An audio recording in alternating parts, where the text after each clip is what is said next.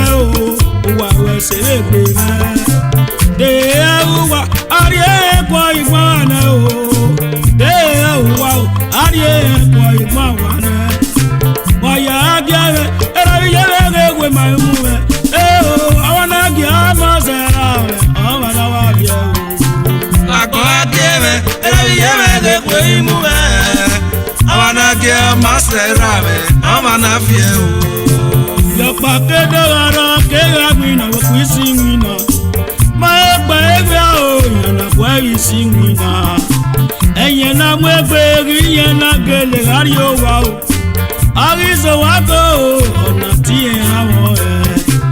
Òkànnà kàmẹ́ kàkú ìyẹn ìsìnkú náà o. Iná wo yàrá o, bóyá wà lè o. Wà á yẹ do, àgbẹ̀kàwé wìnà rẹ̀ do.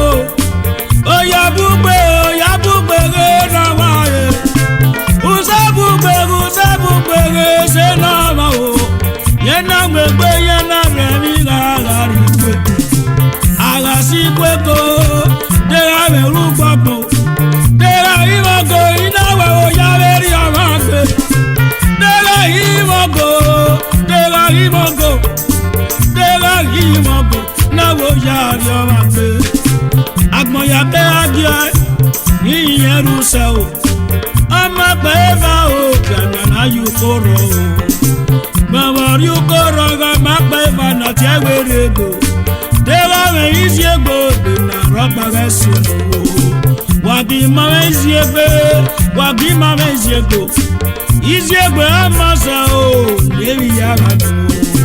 Wa ya agima ina ra le gwe ma imu e. Awana biama sera, awana wabia. Agba akere, ereyege kweyimu me.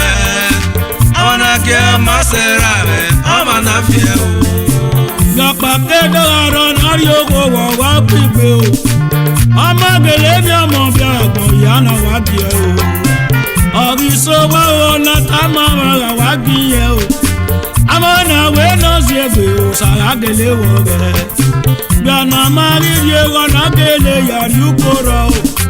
Ma egbere de anawu hana do e o. Ukigbera ye o.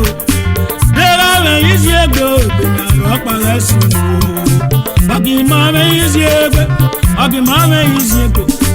Isiegbe no keri isiegbe ke negefe. Isiegbe no keri isiegbe no ke negefe o. Wagi masiegbe isiegbe ke negefe o. Waya adiare era yame ma imu me. Tanto amana giama sera amana wafie o. Agba akere, ereyege kweyimu me. Awana giama sera, amana fie o.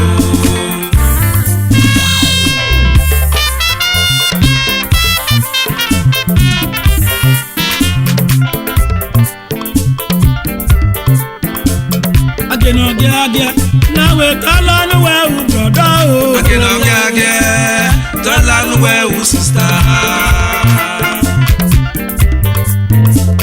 Agenogia, now we call on where we brother. Agenogia, tell on where we sister. I'm your never. Oh, Yanuela, when you see a la nous siegbe. Ara mo we me bia la nous siegbe. Isiegbe no e fa ko biye. Isiegbe no e fa ko. Ori ogu enagu.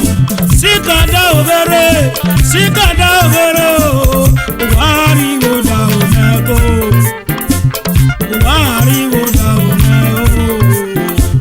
Agena dia na we kala nu e u boda o. Agena dia kala nu e u sister. Agena dia na we kala nu e u boda o. Agena dia kala nu e u sister.